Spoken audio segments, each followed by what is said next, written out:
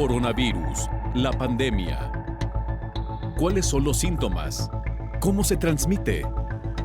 ¿Qué puedo hacer para protegerme y prevenir la propagación de la enfermedad? Nuevo padecimiento que ha encendido las alarmas de los sistemas de salud. Coronavirus, la pandemia.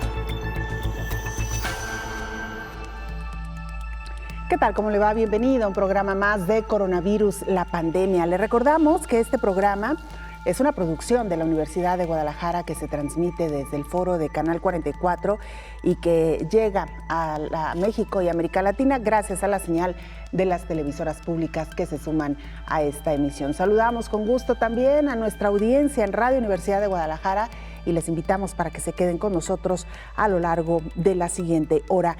Hoy en Coronavirus, la pandemia, hablaremos sobre lo que está ocurriendo en el continente europeo, donde se vive la peor crisis de la enfermedad de este nuevo coronavirus. Su propagación va más rápido que la primera oleada del virus. La Organización Panamericana de la Salud advierte que Estados Unidos, México y Canadá están impulsando los contagios de COVID-19. A la vez, señala que los últimos 7 días han sido de las peores semanas desde que inició esta pandemia en la región. Estados Unidos estaría llegando este fin de semana a los 10 millones de personas contagiadas por COVID-19 y a las 235,000 defunciones. Y precisamente en el programa 250 de Coronavirus, la pandemia, abordaremos el tema del ascenso de la enfermedad por COVID-19, mientras que aparentemente hay un descenso en la mortalidad. De eso, por supuesto, también estaremos hablando hoy. Así que, si le parece y sin mayores preámbulos, vamos con nuestra compañera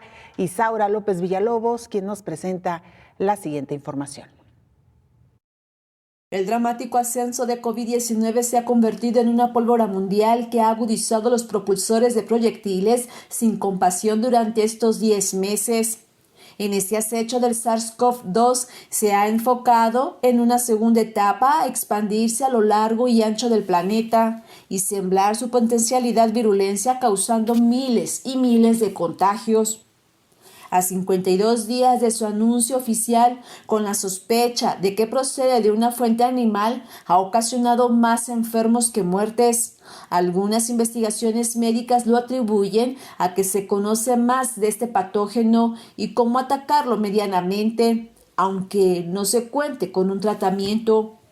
Aún así, en cada humano que atacó ha dejado repercusiones en algunos órganos que en el momento son identificados. Sin embargo, los daños en la salud en un futuro podrían ser mayor. A diferencia de los primeros coronavirus, SARS-CoV y MERS, este nuevo coronavirus ha sido más polvoriento, de rápida expansión y de mayor riesgo de contagio. En la última época del año 2020, el virus ha enfermado más al planeta que matado a sus habitantes. Contrario a lo que sucedió en primavera, que fue la etapa de mayor mortalidad en la mayoría de los países, a la fecha va 1.230.000 muertes de acuerdo con el mapa mundial de la Universidad de Johns Hopkins. Hoy el mundo se enfrenta más a la enfermedad coronaria. Algunos indicadores mencionan que hoy hay más enfermos que muertes y esto se debe a los estudios de seroprevalencia que se han realizado en diferentes partes del mundo para identificar casos. A raíz de que comenzaron a realizarse estos estudios, al parecer pudo haber más información y ampliar el visor de la enfermedad, la cual se ha expandido a partir del 10 de mayo en la mayoría de los países europeos y de Latinoamérica y el Caribe, con la llamada nueva normalidad. Además de que las definiciones de casos eran limitantes, a principio solo se tomaba en cuenta los casos graves, con cuadro clínico de infección respiratoria aguda que eran hospitalizados, dejando a un lado los de baja afectación. Sin embargo, son los de mayor riesgo de contagio. Otro factor que influyó es la limitación en la aplicación de las pruebas en el primer cuatrimestre de la pandemia. En el siguiente comenzó a ampliarse, aunque en medio de controversias. En este transcurrir de la pandemia, las pruebas, los indicadores y los grupos de personas afectadas ha ido modificándose en la práctica médica, aumentando el número de enfermos y descendiendo las defunciones.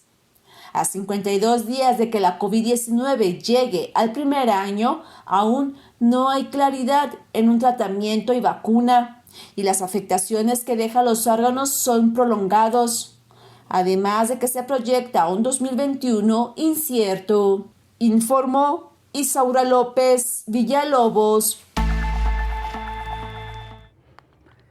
Vamos a la sede de la Organización Mundial de la Salud en Ginebra, Suiza. Nuestro compañero Roberto Castañares, corresponsal de la agencia EFE, nos presenta el informe. Roberto, qué gusto escucharte. Adelante con el reporte.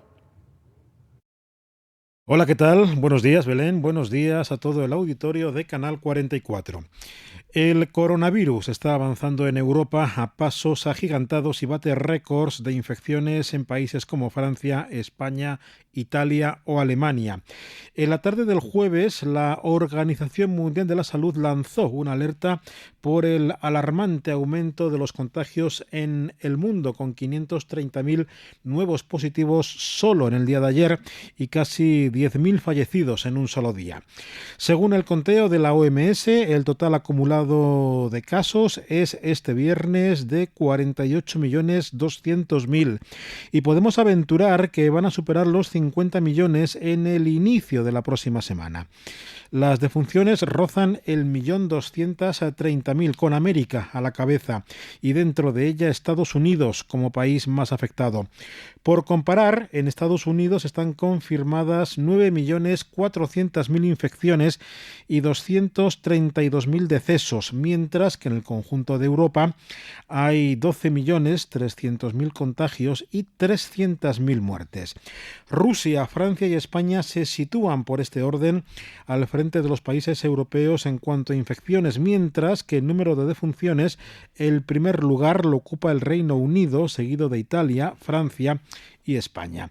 Esta semana está siendo negra para Francia, que solo el jueves confirmó casi 60.000 nuevos casos de COVID-19. Es la cifra más alta desde que se realizan pruebas de diagnóstico a gran escala en ese país. Por su parte, España se anotó también el jueves la cifra más alta de casos de la segunda ola de la COVID-19, con 368 muertes y 22.000 nuevos contagios. Y Alemania registró un nuevo máximo de contagios con casi 20.000 positivos en 24 horas. Si continuáramos con el repaso por países europeos, la situación es parecida en bastante de ellos. Así que ante esta segunda ola de la pandemia, los países de Europa han decidido adoptar más restricciones y estudian la implantación de otras nuevas. En Inglaterra, por ejemplo, han entrado en vigor unas medidas de confinamiento conforme a las cuales deben cerrar los comercios no esenciales y se combina a trabajar desde casa siempre que sea posible, aunque se mantienen abiertas las escuelas y se permite el ejercicio al aire libre y el contacto exterior con una sola persona ajena al propio domicilio. En Grecia, con un aumento exponencial de casos, regirá a partir de mañana sábado el confinamiento en todo el país, con el cierre de cualquier actividad comercial hasta finales de mes, a excepción de las tiendas de alimentación, farmacias, gasolineras y la enseñanza primaria. También en Austria rigen medidas que van desde el toque de queda nocturno al cierre de la gastronomía y el ocio. Reportó desde Europa Roberto Castañares para el programa Coronavirus, la pandemia. Muchas gracias, Roberto. Nada alentador este informe que nos llega desde la sede de la Organización Mundial de la Salud en Ginebra, Suiza. Como usted ya lo pudo escuchar, el número de casos continúa en ascenso en la mayoría de los países europeos, pero no un ascenso moderado. Incluso en algunos países es más alto que los casos que ocurrieron en la primera oleada de COVID-19. Esto ha obligado, como ya lo escuchó, a tomar medidas mucho más contundentes, incluso a llegar a algunos cierres de actividades que se consideraban hasta cierto punto esenciales. Preocupante, sin duda alguna, lo que está ocurriendo. Y mire, antes de continuar con más información, comentarle que en México se podrán utilizar las nuevas pruebas rápidas antígenas que prácticamente en cuestión de minutos detectan si una persona que presenta síntomas está contagiada con COVID-19. El Instituto de Diagnóstico y Referencia Epidemiológicos, mejor conocido como el INDRE, publicará el informe técnico de la evaluación de dichas pruebas para que posteriormente puedan ser avaladas por la Comisión Federal de Protección contra Riesgos Sanitarios y puedan ser utilizadas en nuestro país.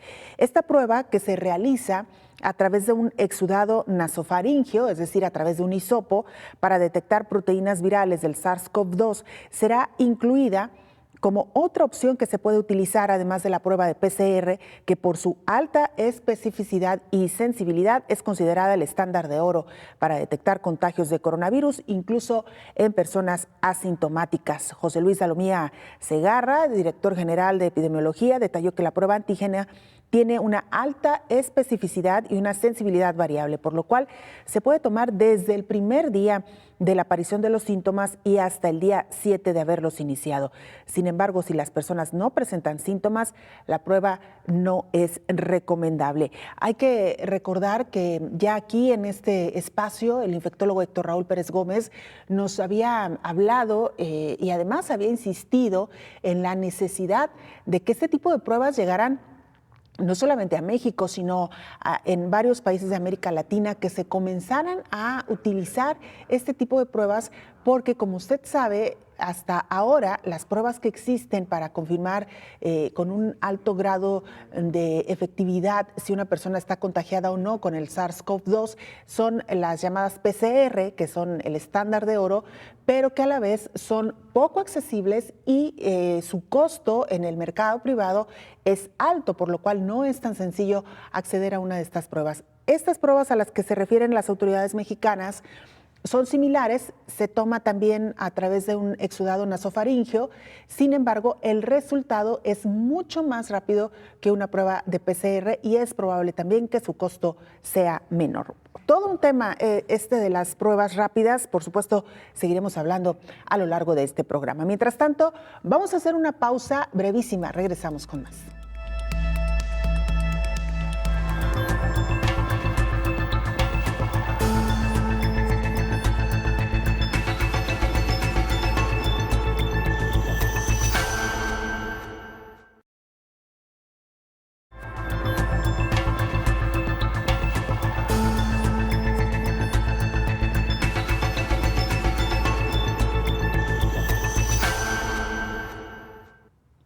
Vamos a España, este país que hoy por hoy ocupa el 6º lugar a nivel mundial en cuanto a casos de COVID-19 y que en las últimas semanas ha registrado una situación particularmente preocupante. El sector salud en España informó que se registraron casi 22,000 casos nuevos de COVID-19 y 368 muertos, la cifra de fallecidos más alta de la segunda ola. Hasta el momento, en el país ibérico, se han contagiado en total 1.306.316 personas y 38.486 han muerto desde el comienzo de la pandemia, según los datos oficiales que facilita el sector salud. Las autoridades baleares analizan la posibilidad de realizar test de COVID a los turistas, extranjeros y españoles que lleguen a Baleares sin tener una prueba reciente en origen. Mientras, en Portugal, el presidente Marcelo Rebelo de Sousa envió a la Asamblea de la República la propuesta para imponer el estado de emergencia que entraría en vigor el lunes 9 de noviembre y tendrá un periodo inicial de validez de 15 días, considerando imponer nuevas restricciones de movilidad para contener la pandemia de coronavirus. Mientras tanto, en Italia se ha registrado la mayor cifra de fallecidos en un día desde el 2 de mayo con 445. Ese país ha registrado 34.505 contagios, informó Rocío López Fonseca. Gracias, Rocío, por esta información. Y bueno, queremos aprovechar para recordarle las formas de hacer contacto, @canal 44 TV en Twitter y Facebook, o también nos pueden mandar mensajes a través de WhatsApp en el 33 22 42 06 90. El tema al que hoy nos estamos refiriendo tiene que ver con el incremento en el número de casos de COVID-19 en el mundo, pero a la vez un ligero descenso, o al menos es lo que se puede apreciar en cuanto al número de muertes. Y vamos a la línea telefónica con nuestra compañera Elizabeth Ortiz. Los países están analizando el indicador de mortalidad, el cual ha ido disminuyendo en algunos países. ¿Cómo explican esta situación, Elizabeth? Te saludamos y te escuchamos. Adelante con la información. ¿Qué tal? Muy buenos días, Belén. Un saludo a la audiencia. Pues sí, como comentas, los países están analizando este indicador muy de cerca ahora en esta segunda ola. Bueno, también hay un documento en el que se refleja cómo miden estas cifras los distintos países. Bueno, pues es que la pandemia de COVID-19 ha creado una verdadera revolución en los datos, Belén. Ahora se pueden consultar paneles en línea como los que están publicados por la Organización Mundial de la Salud o los indicadores de la Universidad Johns Hopkins y, bueno, podemos encontrar cifras y tasas diarias de COVID-19, así como los casos y las muertes. Pero, bueno, realmente los números son capturados bajo el mismo criterio. Marina Caranícolos y Martín Maquí analizaron los datos reportados por los países en un artículo para la publicación de un número especial que fue preparado por la Organización Mundial de la Salud en la región de Europa. Se llama EuroHealth. Y bueno, estos investigadores analizaron los problemas que afectan las comparaciones. Por ejemplo, en Estados Unidos solo se dieron a conocer las muertes confirmadas por laboratorio y ese criterio se mantuvo hasta mediados de abril. En el caso de Italia, debido al requisito de la prueba, la mayoría son muertes hospitalarias, por lo que existe una posibilidad de que se subestime esta cifra, ya que la Oficina de Estadística señala una cifra más alta. Y bueno, en Reino Unido, hasta el 29 de abril, solo se incluían las muertes hospitalarias para Inglaterra. Igualmente es probable que esta subestimación de fuentes alternativas tengan datos distintos como los de la Oficina de Estadísticas Nacionales, que también registra números más altos. Hasta aquí la información, Belén. Elizabeth, ¿podríamos decir entonces que hasta ahora no hay una conclusión contundente en torno a si efectivamente se está reduciendo la mortandad o la mortalidad en cuanto a COVID-19? Porque pareciera que tiene que ver más con un asunto de información y de la metodología que se utiliza en cada uno de los países para consignar las defunciones, Elizabeth. Pues así es, justamente como lo comentas, Belén, tienes mucha razón. En realidad, las cifras no necesariamente son comparables. Bueno, se decía al principio de la pandemia que solamente podíamos comparar las cifras de los países, pero de acuerdo a su población. Ya sabes, la tasa por cada 1,000 habitantes o por cada 1,000,000 de habitantes, para ser más justos, porque hay poblaciones como España, que si lo comparas con México, pues no se puede hacer eso en el puro ranking de la tabla nacional, porque España es una población más pequeña que la de Brasil o México o Estados Unidos. Pero más bien acá es que ni siquiera hay un criterio homologado o alguna directriz que diga, bueno, todos vamos a registrar la muerte de esta forma. Por eso el subsecretario de Prevención y Promoción de la Salud, Hugo López-Gatell, en México, ha insistido en que ni siquiera entre países se pueden comparar por este tipo de situaciones. Entonces, este tipo de documentos señala que hay distintos criterios para hacer su vaciado de datos por cada país. Por eso, sí hay algunos sí están aumentando ligeramente su mortalidad. En general, todavía no se llega a los niveles de marzo, pero sí hay esta discrepancia en los criterios. Exacto. Muy bien, Elizabeth, como siempre, muy oportuna y muy precisa tu información. Muchas gracias. Buenos días.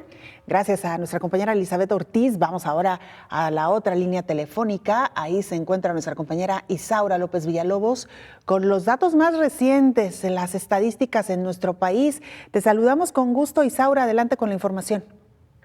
Hola, ¿qué tal, Belén? Buenos días. Así es, comentarte primeramente que a nivel mundial pues ya se está llegando a los 48.850.917 personas que se han visto afectadas por este virus SARS-CoV-2 que causa la enfermedad COVID-19. Recordar que estos datos inician a partir de que la Organización Mundial de la Salud fue informada del surgimiento de este virus en China. Es decir, de enero a la fecha, pues ya son estos más de 48.850.000 personas, principalmente los países que se han visto afectados en cuestión de la enfermedad. Destaca Estados Unidos, que ya está por llegar a los 10 millones a las 10 millones de personas afectadas. Le sigue la India, Brasil, y aquí fundamentalmente lo que hemos abordado durante la semana, que los países europeos son los que se están posicionando ante esta segunda ola que están registrando. Por ejemplo, Rusia ya está en el 4º lugar, le sigue Francia, le sigue España, posteriormente está Argentina, Reino Unido, Colombia y México, pues ha ido bajando ante este incremento que tienen los países europeos. México, recordar que estuvo en el sexto, en el séptimo lugar y en el 10º, ahorita está por abajo de Colombia, la afectación casi fue en el 11º lugar. Esto es con relación, después de México sigue Perú. Con relación a las defunciones, pues ya son 1.235.985 de acuerdo al mapa que de manera frecuente o cada minuto está actualizando la Universidad de Johns Hopkins. Actualmente está Estados Unidos con ya 235.030 defunciones, le sigue Brasil, India, México, Reino Unido, Italia y Francia. Aquí México se ha mantenido en el 4º lugar desde hace varias semanas, como bien también lo ha informado nuestro compañero que está en Ginebra, donde está sede de la Organización Mundial de la Salud. Comentarte también que tanto esta importancia que se tiene, que la Universidad de Johns Hopkins, igual, para que todo el mundo esté informado y tenga con precisión los datos, las estadísticas, y sea cómo ha evolucionando la enfermedad.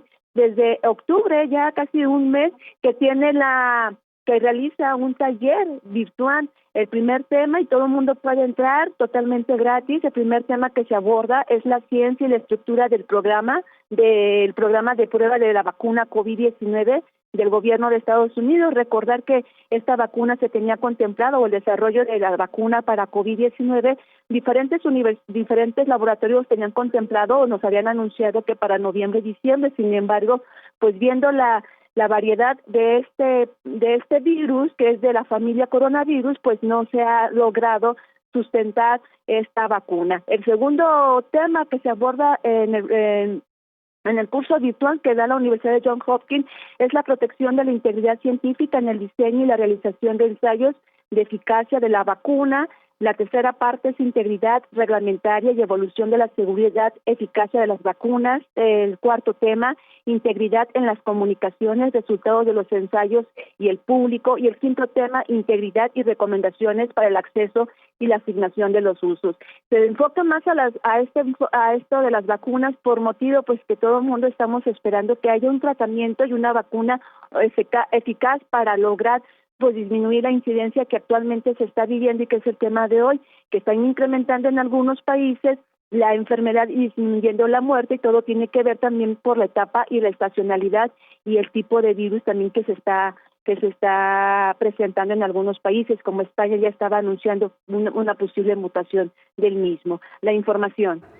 Así es, Isaura, y mira, qué interesante que haces referencia a la Universidad Johns Hopkins, porque hemos hablado recurrentemente de esta universidad desde que empezó la pandemia de COVID-19, sobre todo porque han sido un referente en cuanto a las estadísticas que se ofrecen por el número de casos, tanto de contagios como de muertes. Ellos realizan un ranking mundial que ha servido como referencia para saber en dónde se encuentran los epicentros de la pandemia y cómo ha evolucionado y cómo se han movido los casos en cada uno de los países, pero quizá lo que poco conocemos de esta universidad, Isaura, es que nació o se fundó en 1876, es decir, tiene 144 años de fundada esta universidad, ha ganado un amplio prestigio, particularmente por la investigación que se realiza en sus aulas, y también hay que decir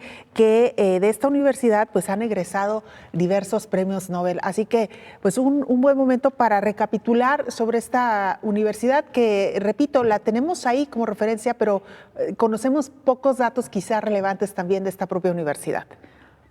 Así es, una universidad pues de gran magnitud, sobre todo también porque es una universidad que ha ido sustentando las políticas públicas con relación a salud, y donde la mayoría de los países han establecido también o sustentado sus políticas referente a las emisiones, recomendaciones, observaciones, indicadores que hace esta Universidad de Johns Hopkins. Y este aniversario o estos años que ya tiene, pues es de gran prestigio y de reconocer, porque también son parte de los puntos, algunos de sus investigadores forman parte de lo que es la Organización Mundial de la Salud, de la Organización Panamericana de la Salud, en donde no solo se enfoca un solo tema, sino es es una universidad con un sistema en cuestión de salud que analiza todos los indicadores, tanto en la cuestión epidemiológica, infectología, la cuestión del genoma, la cuestión también medioambiental, que es uno de los temas pues que actualmente se debe de tomar con mayor relevancia al tomar en cuenta de que este virus también tiene que ver con el factor ambiental, con el factor animal. Una universidad de gran magnitud y, por ejemplo, que no solo se queda en un solo sector, en el sector científico, en el sector médico, en los especialistas, sino que amplía ahora con COVID-19 los temas para que todos estemos informados de lo que acontece, en particular refiriéndome a este tema de la pandemia COVID-19 con este curso que es abierto para toda la población. Y también de que da información, da un rastreo, da información sobre las pruebas que se realizan en los diferentes países, también un análisis sobre las vacunas que se han estado desarrollando no solo con COVID, sino con otro tipo de enfermedades, también da una estadística por cuestión de regiones, cómo está el panorama, cómo ha ido incrementando. En sí, una universidad tan sistemática en cuestión de la ciencia, de la medicina, del ambiental y los expertos pues reconocidos a nivel mundial, Belén. Así es, Isaura, y quizá nada más para cerrar el dato, quizá muchos se preguntarán quién fue Johns Hopkins, que es precisamente el nombre que se da a esta universidad. Hay que decir que Johns Hopkins fue un empresario que nació en 1795, un empresario muy exitoso, de mucho dinero, que en su testamento estableció precisamente que parte de su fortuna se creara o se destinara para la creación de una universidad dedicada al estudio y la investigación científica y que también se construyera un hospital que brindara la mejor atención médica. Es por eso que hoy por hoy esta universidad y este hospital llevan el nombre de Johns Hopkins. Fue una donación de $7 millones de la época que otorgó pues este gran empresario, Isaura. Así es, un gran empresario, así como él han surgido otros empresarios, pero esta universidad pues ha tenido los elementos y ha tenido sobre todo pues la eficacia de mantenerse y realizar investigaciones en cuestión de vacunas, en cuestión de tratamientos, llevar un desarrollo muy puntual, una universidad sistemática en todos los sentidos y que también que hoy la conocemos o la identificamos por esta información que nos proporciona de manera puntual. Así es, Isaura, como siempre, un gusto charlar contigo y aprovechar para agradecerte tu trabajo diario. Quizá nuestra audiencia, te conoce y conoce la información que puntualmente nos ofreces todos los días, pero quizá pocos de ellos saben que tú eres un alma muy importante en este programa, el cerebro detrás de Coronavirus, la pandemia. Así que queremos aprovechar para agradecer tu esfuerzo diario, tu creatividad y tu empuje para mantener, pues ya durante tantos programas, esta emisión que la única intención que tiene es orientar objetivamente a la audiencia, Isaura. Muchas gracias, Belén. Y sí, pues hoy cumplimos 250 programas. Inició el primer lunes de marzo con la iniciativa también del maestro Gabriel Torres y que pues un equipo, como bien lo comentas todos los días, se ha enfocado a la realización de la información científica, médica, y donde también puntualmente pues tú has sido nuestra imagen, nuestra mente también creativa, porque pues lo que transmitimos tú se lo retransmites también a la población, que todo el mundo nos escucha, porque a través también de las redes sociales recibimos informaciones, recibimos comentarios, sugerencias, y que también aprovechar que cuando no estás inquietos porque no estás, pero también un abrazo también a Omar García, que es uno de los elementos también importantes, claro, que nos apoya y se enfoca también siendo preciso en lo que son los temas que día a día abordamos y que han sido diferentes y nos hemos, pues aquí ahora sí levantando el cuello, hemos sido precisos en cada uno de los temas. Un gran equipo sin duda alguna. Isaura, muchas gracias por la información. Gracias, buenos días. Hasta luego, Isaura López Villalobos. Vamos a hacer una pausa. Regresamos. Ya está con nosotros el infectólogo Pedro Martínez. Con él abordaremos más sobre el comportamiento de este virus en la humanidad. Después de la pausa.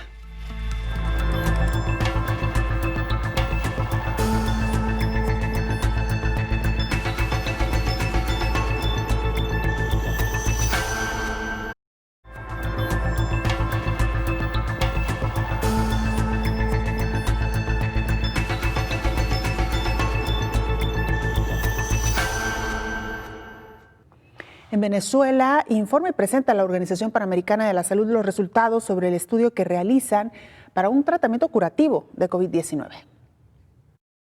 La Organización Panamericana de la Salud orientó a Venezuela sobre los ensayos clínicos y los pasos necesarios que debe dar si quiere registrar una molécula que podría ser utilizada para curar enfermos con COVID-19. El representante de la OPS, Ciro Ugarte, fue invitado por el gobierno para presentarle las pruebas realizadas con la molécula DR10 y los resultados obtenidos in vitro en un laboratorio. Posteriormente enviaron documentos con detalles. La OPS, en su carta de respuesta, informó a Venezuela de los pasos que debe seguir. Entre los cuales están realizar la experimentación en todas las fases, incluyendo la última fase que tiene que ser la fase en humanos para ver el efecto y también la seguridad de esta molécula que se menciona. Y las referencias también sobre los sitios para la consulta de especificaciones metodológicas, donde publicar los resultados que obtengan, particularmente revistas científicas que tengan revisión de pares, lo que en inglés se llama peer review. Cuando todos estos estudios terminen y si los resultados son positivos, la molécula podría ser registrada por la Autoridad Nacional Reguladora, pero solamente hasta terminar los ensayos y estudios. Por su parte, la Organización Mundial de la Salud envió varios mensajes a los líderes mundiales que participarán la próxima semana en la Asamblea Mundial de la Salud. Uno de ellos, que el COVID-19 se puede vencer con ciencia, soluciones y solidaridad.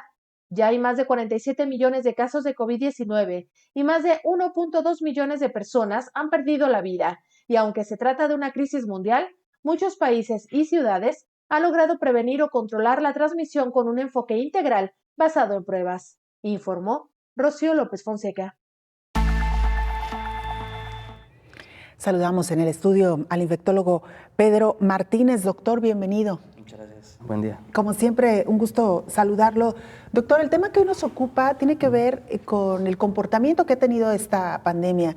Una explosión en el número de casos en los primeros meses, principalmente en Europa, y con un alto índice de mortandad también, o de mortalidad. ¿Y cómo se ha comportado a lo largo de estos meses? ¿Se ha aprendido o no sobre el manejo de los pacientes? ¿Es verdad o no, doctor, que se ha reducido el número de casos de fallecimiento? ¿Cuál es la apreciación que usted tiene como infectólogo? Sí, bueno, los datos, que son los más objetivos, pues mencionan un fenómeno que tú dices, ¿no? Que en Europa al principio, cómo saturaron todas las terapias intensivas, y ahorita con un similar número de casos, no hay tanto paciente crítico. Una de las hipótesis es un fenómeno que publicó una revista Impacto en New England, de variolización, es decir, el uso de cubrebocas. Si tú usas el cubrebocas, inhalas la cantidad de virus que pueda estar en contacto es menor a que si lo inhalas el virus sin cubrebocas, algo que se llama el efecto inóculo. Por ejemplo, si tú estás en contacto con un paciente sin cubrebocas, inhalas una gran cantidad de virus que si lo tienes. De tal forma que el cubrebocas se cree que es de los fenómenos más importantes que se explican esto. Es decir, un cubrebocas puede terminar si eres asintomático, si eres leve o acabas en terapia intensiva. Entonces, este uso universal de cubrebocas, sobre todo en Europa, en esta segunda ola, se cree que tiene mucho que ver en la reducción de la mortalidad. Mismos casos, menos mortalidad. Esto también a su vez, por supuesto, en que tratamos mejor a los pacientes con COVID-19, ¿no? O sea, no hay punto de comparación como actuábamos en marzo a cómo actuamos ahorita. Definitivamente, me parece que al haber una mayor sensibilidad, empatía hacia esta enfermedad, menos temor, menos pánico, pues hace que tanto los pacientes sepan a dónde acudir y los médicos de primer contacto también sepan a dónde evidentemente canalizarlos. Esta enfermedad sigue siendo 80-85% leve, de las cuales gran parte son asintomáticos, y ese es el gran problema de controlar esta enfermedad. O sea, el escenario más típico de todos los días es aquel chavo de 20 años que es asintomático y pues hace actividades no esenciales y que lo contagia a su familia, ¿no? O sea, muchos casos en el transcurso de los meses se repite la historia de hijos que por hacer actividades no esenciales se lo pegan a sus papás y se mueren sus papás, la abuela, la tía. Entonces, entonces 80-85% se requiere pues de muchas medidas para controlarlas, ¿no?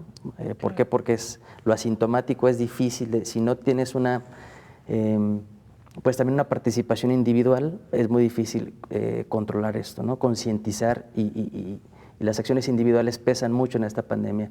Pero el 15-20% que es crítico, pues claro que se necesitan más fármacos. Están en investigación muchos fármacos porque no solo en México, sino en el mundo, la mortalidad sigue siendo muy alta.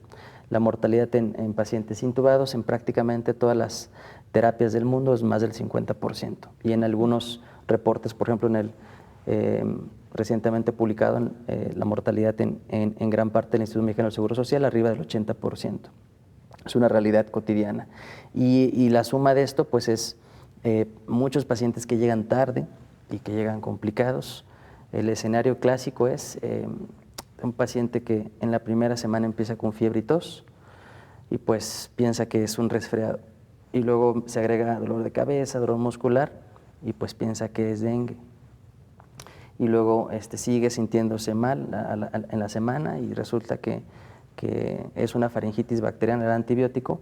Y en la segunda semana, que es la fase pulmonar, cuando el virus afecta al pulmón y empieza el fenómeno inflamatorio, la parte crítica de la enfermedad es cuando nos llegan. Entonces, este escenario que vivimos todos los días, pues es la realidad y lo que impide muchas veces que tanto que el paciente llegue a tiempo y todos esos 14 días que duró, 10 días que duró en que finalmente sí era COVID, cuando desde el principio era, en que evidentemente expuso a muchas personas. Claro. Ahora, doctor, vale muchísimo la pena reparar sobre cada uno de los aspectos que usted nos ha dicho, pero ¿cuáles siguen siendo hoy por hoy los principales factores que influyen para que un paciente que enferma de manera grave tenga menos posibilidades de sobrevivir? Sí, desde el principio, el primer reporte que hizo China, un reporte de más de 44,000 pacientes, el factor más importante que lo señalaron los colegas chinos fue la edad. Arriba de 60 años se empieza de forma proporcional el riesgo de muerte. Y ya cuando agregas también las comorbilidades, se suma, ¿no? En esta publicación muy reciente del doctor, un intensivista del INER, el jefe Silvio Ñamendi, él mencionó que gran parte de la mortalidad de la población que se muere en nuestro país tiene más de 2 comorbilidades: hipertensión, diabetes, obesidad. Es prácticamente la regla. Nos enfrentamos a pacientes que pues tienen obesidad, hipertensión, diabetes descontrolada, más de 60 años y que llegan tarde a atención. Claro. Entonces, cuando se suman todas estas condiciones, la mortalidad es extremadamente alta. Doctor, ¿qué tan importante es o qué tanta diferencia marca entre un paciente que puede tener 1, 2 o hasta 3 comorbilidades, pero controlado, debidamente medicado, atendido y con seguimiento de sus enfermedades, de otro que a veces ni siquiera sabe que tiene esos padecimientos? Por supuesto, es una diferencia abismal.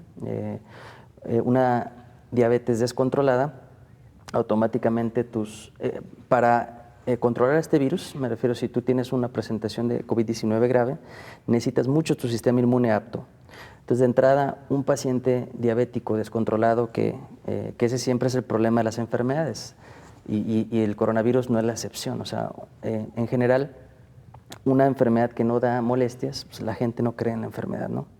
Eso es lo típico de la diabetes. Entonces, el escenario clásico es el paciente diabético que, pues, como no le duele nada, no toma medicamento, cuando la diabetes hace mucho daño en muchos años. Es decir, eso que no siente ahorita, pero después, pues ceguera, falla renal crónica, amputación de un pie, etcétera. Entonces, muchos pacientes, la gran mayoría tristemente, de los que se mueren, pues no saben que tienen diabetes, nunca se atendieron o llegan muy descontrolados. Entonces, la glucosa alta pues hace que tu inmunidad innata, las defensas con las que todos nacemos, pues no actúen de forma adecuada. Entonces, claro que la mortalidad es muy alta. Y lo vemos, yo por ejemplo, antes del COVID, bueno, yo me dedico al VIH. Una de las cosas que todos esperábamos era que esta población fuera muy afectada. Y la verdad es que los pacientes controlados pues no fue así, lo cual es algo pues que me da mucho gusto, ¿no? Claro. Prácticamente yo creo que son muy pocos los pacientes que me ha tocado ver con VIH y la gran mayoría con diagnóstico reciente, pero los controlados realmente con un muy buen desenlace. Y sí, ojalá que parte de las cosas que podemos nosotros controlar, además de no infectarte de coronavirus, pues es bajar de peso, controlar tu hipertensión, controlar tu diabetes, porque evidentemente si te llega a tocar este virus, que vuelvo a repetirlo, está en tus manos no infectarte, pues claro que tenemos más armas para, evidentemente, si te llega a tocar una presentación grave, pues que puedas sobrevivir. Claro. Doctor, vamos a hacer una pausa muy breve, pero regresando, creo que sería muy interesante hablar sobre esto que ha sido también polémico. Al principio el mensaje era, si tienes síntomas no graves, quédate en casa. Parece ser que esta historia ha cambiado. Hoy se recomienda acudir a los médicos, a los hospitales, cuando se tienen síntomas que refieren COVID-19. Con esto regresamos después de la pausa, si le parece, doctor. @Canal 44 TV, nuestra cuenta en Twitter y Facebook. Nos puede mandar mensajes también a través de WhatsApp en el 33 22 42 06 90. Regresamos.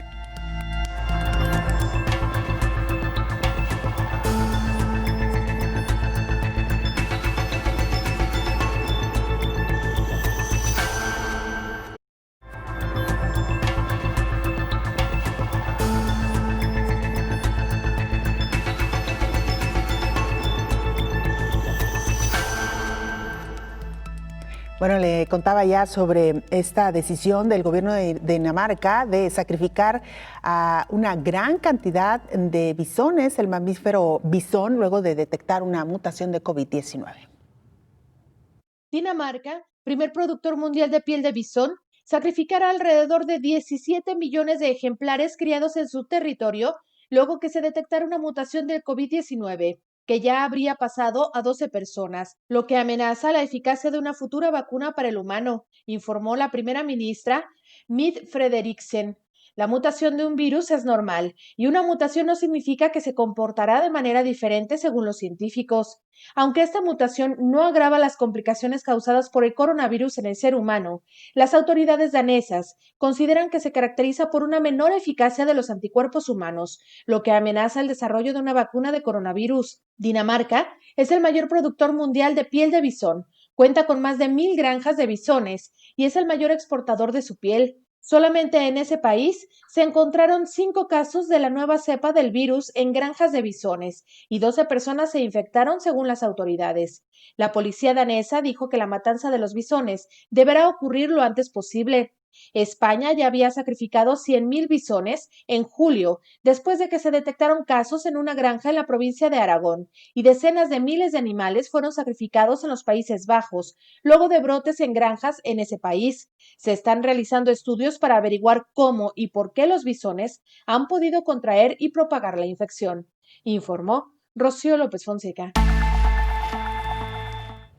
Bueno, esta noticia que dio la vuelta al mundo en las últimas horas y que de nueva cuenta encendió las alarmas, doctor Pedro Martínez, infectólogo, porque algunas veces no alcanzamos a comprender si se trata de una mala noticia, el hecho de encontrar una variación de este virus del SARS-CoV-2, como también se había dicho que tal vez en España se había encontrado una cepa distinta. Son terminologías que a veces no logramos entender, doctor, y la pregunta que nos hacemos, bueno, ¿esto qué significa?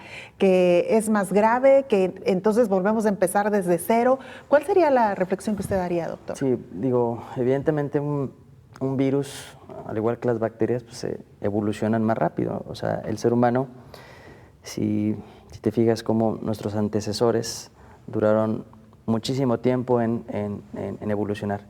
Y cualquier agente, o sea, cualquier ser que quiere vivir, pues se adapta, ¿no? De hecho, un principio darwiniano es sobrevive no el más fuerte, sino el que mejor se adapta al medio, ¿no? En este sentido, todas las mutaciones muchas veces son, en algunas pueden hacer más virulento el virus, pero en la gran mayoría menos virulento. ¿Por qué? Porque el virus, al adaptarse a nosotros, pues le conviene infecciones más leves, como los 4 coronavirus, primero los estacionales, que a todos nos ha dado gripe, a todos nos ha dado los coronavirus, los primeros 4, porque recordemos que ese es el 7º coronavirus. Los primeros 4 coronavirus, el 229, etcétera, todos esos, todos nos hemos infectado de alguno de ellos y nos ha dado un catarro común. Entonces, gran parte del principio evolutivo, pues es eso, es adaptarse al humano, ¿no? Sin embargo, pues por supuesto que en este nuevo virus, este comportamiento, como tú lo mencionas, pues ha sido totalmente distinto a todo lo que habíamos visto previamente y a lo que extrapolábamos de virus como la influenza. Puntualmente hay algunas mutaciones que disminuyen el fitness, ¿qué es eso? Que los hacen un virus menos virulento, que se adapta menos, pero hay otras que evidentemente sí pueden conferir una mayor virulencia. Esas mutaciones reportadas no ha sido lo general, se han reportado tanto en Estados Unidos, en Europa, pero que cambie el comportamiento, la forma de cómo lo tratemos, en este momento no, es un área activa de investigación. Pero en general, muchas veces las mutaciones son más hacia la menor virulencia para adaptarse más. ¿De acuerdo? Claro. Y llama la atención que se hable de un mamífero, doctor, el que hoy por hoy... Bisón. Exacto, un bisón donde se ha detectado esta mutación del COVID-19. Claro. Doctor, para continuar con nuestro tema, y antes de que se nos vaya el tiempo, yo le preguntaba antes de irnos a la pausa, al principio la recomendación era, si tienes síntomas leves, mejor quédate en casa y atiéndete vía telefónica con algún médico. Pero hoy pareciera que el llamado, doctor, es atendernos de manera oportuna cuando se presentan los primeros síntomas. ¿Cuál es la recomendación, doctor? Claro, todo el mundo hemos aprendido esta enfermedad, que recordemos que esta enfermedad empezó en diciembre y estamos a noviembre, ¿no? O sea, tenemos 11 meses de aprender, de vivir con ella, yo como infectólogo tristemente ver muertes todos los días, meses muy difíciles, y en general toda la comunidad científica de un esfuerzo sin precedentes para la creación de vacunas, nuevos fármacos y conocer este virus. En ese sentido, claro que lo más importante de una prueba, de saber que tienes COVID, porque de entrada el 80-85% va a ser leve, lo más importante para una prueba es romper la cadena de transmisión.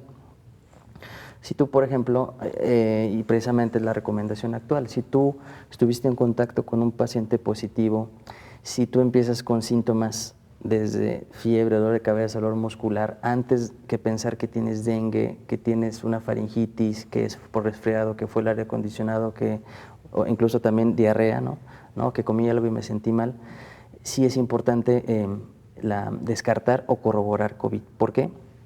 Porque en el momento en que te haces una prueba, en ese momento tienes que estar aislado para romper la cadena de transmisión. Eso es el mayor reto que cualquier medida de salud pública ha fracasado en el mundo, con muy contadas excepciones, precisamente por eso. El talón de Aquiles de cualquier esquema de salud pública para controlar esta infección sin precedentes, pues es que los casos leves o asintomáticos, pues muchas veces no los diagnosticas, ¿no? Muchas veces porque el propio paciente pues, no se siente mal, sigue trabajando, es asintomático, 20 años y opta por que no, pues no existe el COVID. Eso es lo clásico. O también, tristemente, tienes esos síntomas y vas a un médico de primer contacto y pues te receta algo, ¿no? Que influenza, dengue, etcétera. Y en ese sentido, pues tú, al no tener prueba, pues sigues tú con tu tratamiento, tus actividades y precisamente no rompes la cadena de transmisión, y eso se traduce en ¿qué? En que un 15% se va a poner grave y de esos la gran parte se va a morir. Claro, entonces es importante, doctor, descartar ante cualquier síntoma que pareciera no ser COVID, mejor primero descartar que no es COVID y luego ya indagar sobre qué es la posibilidad de la enfermedad que tenemos. Sí, claro, es una realidad que por más que quisiéramos, muchas veces no tenemos todas las pruebas que quisiéramos, pero evidentemente buscar la prueba, ¿no? Ese sería el mensaje a todo el auditorio, que ante síntomas respiratorios, lo primero que hay que pensar es COVID. Y no solamente, porque la gran parte no te va a pasar nada. Tomes tratamiento con o sin tratamiento, tu cuerpo te va a curar. Y aquí también es una oportunidad para la charlatanería de los casos leves, así tomes dióxido de cloro, agua de coco, lo que quieras, te vas a curar con o sin tratamiento. El problema es el 15% que vemos en los hospitales. Ahí sí, pues todavía hay demasiados esfuerzos para nuevos fármacos. Entonces, en ese sentido, el principal mensaje es que si tienes síntomas respiratorios, debemos primero empezar por COVID. ¿Y esto por qué? Porque seguramente el 80-85% te vas a curar solo, pero por supuesto que tienes seguramente papás, abuelos, tíos, un primo diabético, una prima trasplantada, y si no estamos seguros que eso no es COVID, pues se lo puedes pasar y por supuesto que esa población tiene mucho riesgo de morir. Claro. Y doctor, una cosa muy importante también, si presentamos síntomas respiratorios, mejor quedarnos en casa o incluso todavía con mayor obligación utilizar el cubrebocas si se trata de algunos síntomas leves, pero lo que usted decía me parece muy importante recalcarlo, romper la cadena de transmisión. Ahora sí que, como dice el dicho, mientras son peras o son manzanas, tomar las medidas necesarias y evitar o romper la cadena de transmisión. Doctor, como siempre, muchas gracias por habernos acompañado y un gusto, como siempre, charlar con usted. El gusto es mío, muchas gracias. Es el infectólogo Pedro Martínez. Y mire, antes de despedirnos, vamos con nuestro compañero Andrés Sánchez. Él es corresponsal de la agencia EFE en Corea del Sur y nos presenta el informe de qué es lo que está ocurriendo ahí en Corea del Sur. Andrés, cuéntanos. Hola, ¿qué tal? Buenos días, Belén. Buenos días a todo el auditorio de Canal 44. Corea del Sur es sin duda uno de los países que mejor han gestionado la pandemia de coronavirus.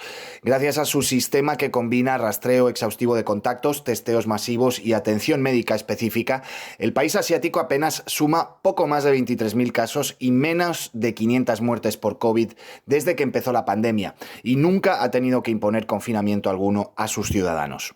En la actualidad viene detectando en torno a un centenar de nuevos casos diarios y cada vez que se detecta uno de ellos, un equipo de investigadores epidemiológicos interrogan al contagiado para establecer una lista de contactos y una posible ruta de infección. Para elaborar ambas se emplean también los datos GPS del teléfono celular del afectado para saber dónde ha estado en los últimos días y a quién ha podido contagiar.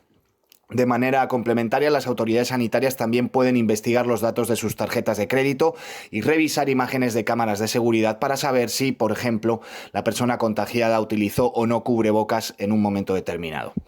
Todo esto está regulado por una ley de emergencia sanitaria que permite a las autoridades acceder a toda esa información privada solo para uso epidemiológico y obliga también a destruir todos esos datos a los que solo tienen acceso unos pocos funcionarios pasados 14 días. A más del 90% de los infectados por COVID en Corea del Sur se los ingresa en centros médicos específicos para aislarlos y a la vez para evitar brotes en hospitales. Aquellos con síntomas leves, de hecho, son alojados, por ejemplo, en antiguas residencias de estudiantes reformadas para evitar sobrecargar el sistema sanitario y asegurar a su vez las medidas de aislamiento. Por último, Corea del Sur también obliga a todo aquel que llega al país a realizarse un test PCR al entrar y a guardar una cuarentena de 14 días. Reportó desde Corea del Sur Andrés Sánchez Brown para el programa Coronavirus, la pandemia. Muchas gracias, Andrés, por este reporte. De esta manera llegamos al final de este programa. Gracias por habernos acompañado. Le invitamos para que nos sintonice en la siguiente emisión y recordarle que en fin de semana también hay programa especial de Coronavirus, la pandemia. Hasta entonces. Coronavirus, la pandemia.